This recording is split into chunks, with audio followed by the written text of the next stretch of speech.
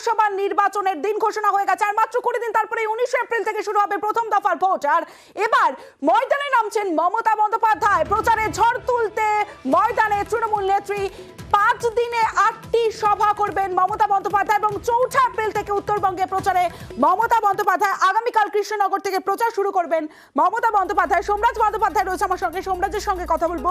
সোমরাজ, তার মানে কি হারিয়ে যাওয়া ভোট ব্যাংকেই কি জোর তৃণমূল নেত্রীর? দেখো, তিনি প্রচার শুরু করছেন আগামীকাল কৃষ্ণনগর কেন্দ্র থেকে। এই কৃষ্ণনগর কেন্দ্রে 2019-এর লোকসভা নির্বাচনেও তৃণমূল কংগ্রেস বিপুল ভোটে জয়ী হয়েছিল। সাংসদ ছিলেন মহুয়া মিত্র, যাকে সাসপেন্ড করা হয়েছে সম্প্রতি, যাকে ফের তৃণমূল কংগ্রেস প্রার্থী করেছে। তার কেন্দ্র থেকে আগামীকাল মমতা বন্দ্যোপাধ্যায় তার নির্বাচনী সভা শুরু করছেন।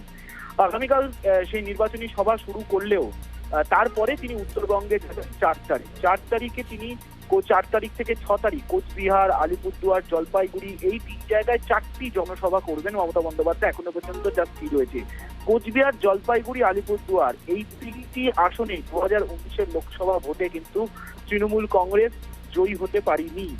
ফলত সেই জায়গায় দাঁড়িয়ে সেই ভোট ব্যাংক ফিরে পাওয়া তো অবশ্যই। তার সঙ্গে লাগাতার যে কেন্দ্রীয় বঞ্চনা নিয়ে বারবার সরব হয়েছেন মমতা বন্দ্যোপাধ্যায়, তা নিয়ে যে প্রচারে ঝড় তুলবেন মমতা বন্দ্যোপাধ্যায় তাতে কোনো সন্দেহ নেই। পাশাপাশি উত্তরবঙ্গের এই 3 আসনে 4টি সভা করার পর মমতা বন্দ্যোপাধ্যায় যাবেন উত্তর দিনাজপুরের রায়গঞ্জ, দক্ষিণ দিনাজপুরের বালুরঘাট। সেখানে একটি করে মোট 2টি জনসভা করবেন। সেই জনসভা করার পর তিনি সরাসরি চলে যাবেন জঙ্গলমহলে পুরুলিয়া ও বাঁকুড়া এই 2টি জেলায় একটি করে জনসভা করবেন মমতা বন্দ্যোপাধ্যায়। তারপর তিনি ফের কলকাতা ফিরে আসবেন। তার কারণ ঈদ রয়েছে।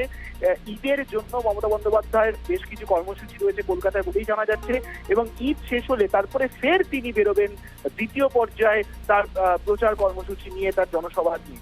তবে আপাতত 4 থেকে 9 অর্থাৎ 4 এপ্রিল থেকে 9 এপ্রিল পর্যন্ত তিনি তার প্রচার কর্মসূচি করবেন। তার আগে আগামীকাল তিনি কৃষ্ণনগরে জনসভা করবেন, যার মাধ্যমে তিনি তার লোকসভা নির্বাচনের প্রচার কর্মসূচি শুরু করছেন।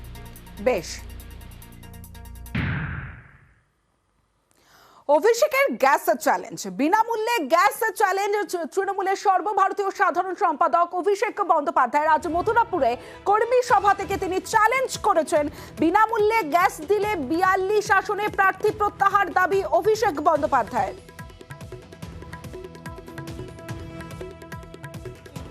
বিজেপি নেতা, মন্ত্রী, প্রধানমন্ত্রী সহ সবাইকে হাত জোড়ে অনুরোধ করব যে আপনাকে লক্ষ্মীর ভান্ডার দিতে হবে না। লক্ষ্মীর ভান্ডার মমতা ব্যানার্জি আছে, দিচ্ছে।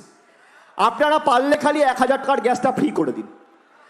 অভিষেক ব্যানার্জি মঞ্চ থেকে কথা দিয়ে যাচ্ছে, এই মঞ্চ থেকে, যে একটা নোটিফিকেশন করুক কেন্দ্রের সরকার এবং মানুষকে কথা দিক আগামী 5 বছর 1000 টাকার রান্নার গ্যাস আমরা ফ্রিতে দেবো। 42টা লোকসভা কেন্দ্রে আমি প্রার্থী তুলে নেবো, এত বড় কথা বলে দিয়ে গেলাম। ক্ষমতা আছে, একটা নোটিফিকেশন করে বলতে হবে 5 বছর সব গ্যাস ফ্রি, যে যত গ্যাস ইউজ করবে। পারবেন? আপনার 3000 টাকা লক্ষ্মীর ভান্ডারের দরকার নেই, আপনি 1100 টাকার গ্যাস ফ্রি করুন। Open challenge. অভিষেকের দাবি নিয়ে মানুষের উৎসাহ নেই, আর যেখানে মানুষের উৎসাহ নেই সেখানে বিজেপির উৎসাহ নেই, কটাক্ষ করেছেন বিজেপি সাংসদ শ্রমিক ভট্টাচার্য। অভিষেক বন্দ্যোপাধ্যায়ের এই দাবি নিয়ে মানুষেরও কোনো উৎসাহ নেই। মানুষের যেখানে কোনো উৎসাহ নেই সেখানে বিজেপিরও স্বাভাবিকভাবে কোনো উৎসাহ থাকবে না। উনি এটা বলুন যে কবে রাজ্যের মুখ্যমন্ত্রী মমতা বন্দ্যোপাধ্যায় দেশের প্রধানমন্ত্রী হচ্ছেন। আর তো মাত্র 2 মাস, তারপরেই নরেন্দ্র মোদী চির বিদায় নিয়ে হিমালয়ের গুহায় আশ্রয় নেবে, আর দেশের প্রধানমন্ত্রী হয়ে যাবেন মমতা বন্দ্যোপাধ্যায়। অভিষেক বন্দ্যোপাধ্যায় হবেন পশ্চিমবঙ্গের মুখ্যমন্ত্রী। তখন নয় সমস্ত গ্যাসটাকে ফিরে দেশের মানুষকে দিয়ে দেবেন। এই সমস্ত আল্লু চ্যালেঞ্জ আমার মনে হয় কেউ কোনো গ্রহণ করবে না। আর উনি কি প্রার্থী তুলবেন, মানুষই উপরে ওই প্রার্থীদের ফেলে দেবে। মথুরাপুর থেকে অভিষেক বন্দ্যোপাধ্যায়ের চ্যালেঞ্জ, আর উলুবেড়িয়া থেকে প্রতিশ্রুতি দিলেন শুভেন্দু অধিকারী। ক্ষমতা এলে 450 টাকায় গ্যাস, অভিষেকের চ্যালেঞ্জের পাল্টা প্রতিশ্রুতি এবার শুভেন্দু অধিকারীর। বিনামূল্যে গ্যাস দেওয়ার চ্যালেঞ্জ করেছেন অভিষেক বন্দ্যোপাধ্যায়। কিছুক্ষণের মধ্যেই প্রতিশ্রুতি দিলেন শুভেন্দু অধিকারী। তিনি জানিয়ে দিলেন উলুবেড়িয়ার সভা থেকে প্রতিশ্রুতি শুভেন্দুর, রাজ্যে ক্ষমতা এলে 450 টাকায় রান্নার গ্যাস।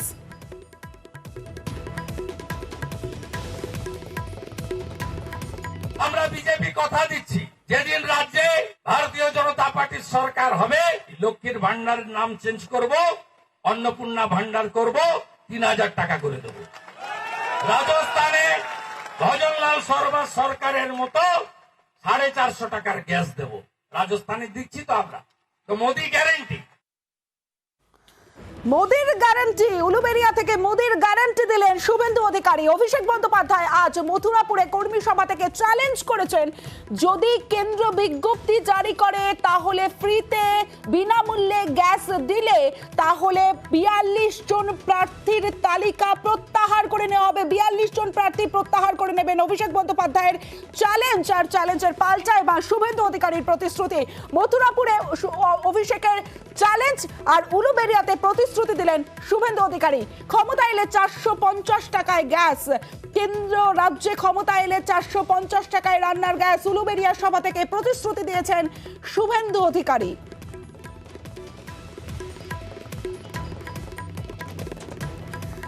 ক্ষমতা এলে 450 টাকায় গ্যাস, অভিষেকের চ্যালেঞ্জের পাল্টা শুভেন্দুর প্রতিশ্রুতি। বিনামূল্যে গ্যাস দেওয়া চ্যালেঞ্জ অভিষেকের। জয়প্রকাশ মজুমদার তৃণমূল নেতা এই মুহূর্তে আমাদের সঙ্গে রয়েছেন। জয়প্রকাশ দা, অভিষেক বন্দ্যোপাধ্যায় চ্যালেঞ্জ করেছেন, যদি বিনামূল্যে গ্যাস দেওয়ার কেন্দ্র বিজ্ঞপ্তি জারি করে তাহলে 42 জন প্রার্থীর নাম তুলে নেবেন। আর শুভেন্দু অধিকারী তিনি প্রতিশ্রুতি দিলেন যে রাজ্যে ক্ষমতা এলে 450 টাকায় রান্নার গ্যাস। কিভাবে দেখছেন? গ্যাস ব্যাপারটা তো কেন্দ্রীয় সরকারের, সারা ভারতবর্ষে কেন্দ্রীয় সরকারের গ্যাসের নীতি কাজ করে। তো কেন্দ্রীয় সরকারে তো জিতে যদি আসেন বলুন না, 24-এ কেন্দ্রীয় সরকারে জিতে আসলে আমরা বিনা পয়সায় দেবো বা 200 টাকায় সবাইকে গ্যাস দেবো। এরকম ভনিতা করছেন কেন? মিথ্যে কথা বলছেন কেন? বলার হিম্মত থাকলে তাহলে এখনই বলুন না, মোদি গ্যারেন্টি বলে দিলেই পরে। এরা মিথ্যে কথা বলতে আর জুমলা করতে ওস্তাদ। আর এই শুভেন্দু অধিকারী বিশেষ করে, একটা কথা আছে না, বাবু যত বলে পারিষদগণ বলে 10 গুণ। মোদি যা জুমলা করছেন, শুভেন্দু অধিকারী তার 10 গুণ জুমলা করছে।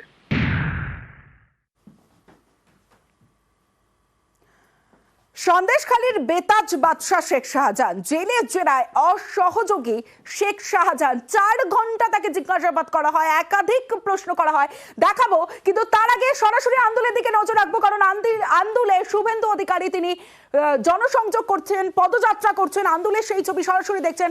আন্দোলনে এই মুহূর্তে শুভেন্দু অধিকারী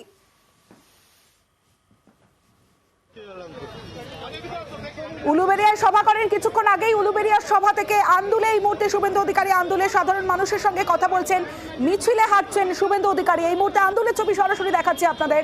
আন্দোলনে শুভেন্দু অধিকারী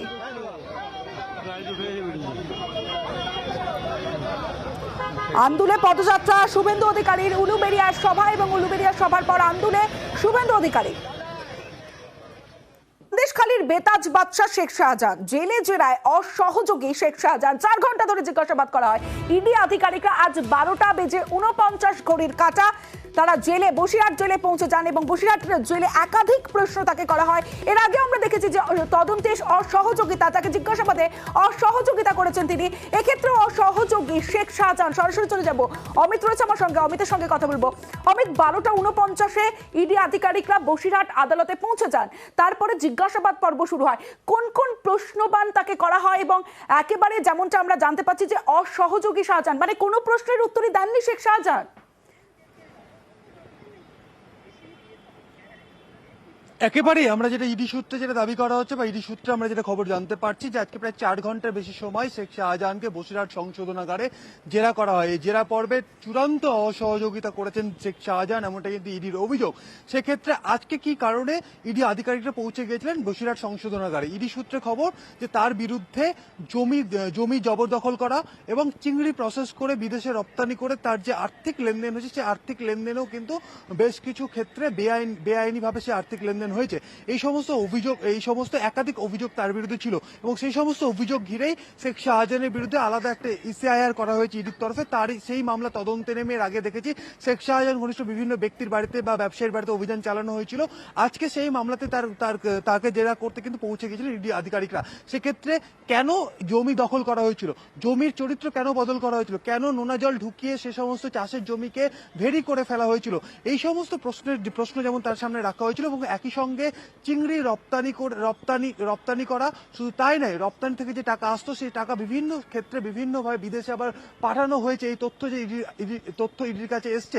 এই সমস্ত বিষয়ে শেখ শাহজাহানকে কিন্তু জেরা করা হয়েছে এবং তাকে জানতে চাওয়া হয়েছে স্পেসিফিক কারণগুলো এবং অন্যান্য যে সমস্ত ব্যবসায়িক লেনদেনগুলো পাওয়া গিয়েছে সেই সমস্ত তথ্য নিয়ে কিন্তু তাকে জেরা করা হয়েছে। কিন্তু সমস্ত প্রশ্নের ক্ষেত্রে কিন্তু তিনি উত্তর এড়িয়ে গেছেন, কখনো তিনি না বলেছেন, আবার তিনি কখনো দাবি করেছেন যে তার আইনজীবীকে ডেকে আনা হোক জিজ্ঞাসাবাদ পর্বে, এমনই কিন্তু ইডি সূত্রে দাবি করা হচ্ছে। সেক্ষেত্রে আমরা দেখেছিলাম সিবিআই কাস্টাডি থাকাকালীন, তিনি গত পরশুদিন সিবিআই কাস্টাডি শেষ হওয়ার পর তিনি এই মুহূর্তে বসিরহাট সংশোধনাগারে জেল হেফাজতে রয়েছেন।